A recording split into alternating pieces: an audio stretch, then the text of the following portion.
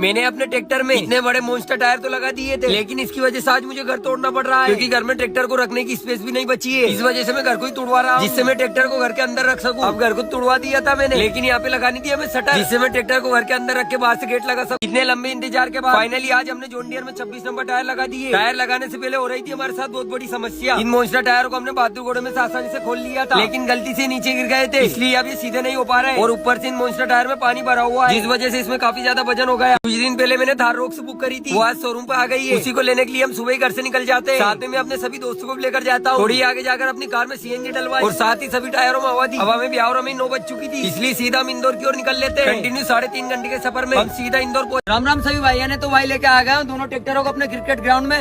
और अगर आप सभी ने इस रील पे 1 लाख कमेंट करा दिया तो अपने बहादुर घोड़े में 26 नंबर टायर निकाल के अपने जॉन डियर में लगा देंगे और फिर करेंगे तगड़ा वाला स्टंट, क्योंकि महिंद्रा में सेफ्टी कम है, इस वजह से इतने दिनों से स्टंट नहीं कर रहे थे।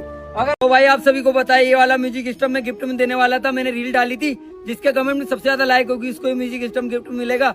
उसी भाई को मैंने 2 दिन से मैसेज कर रखा है, लेकिन अभी तक उसने रिप्लाई नहीं दिया, वो भाई ऑनलाइन होते हुए भी।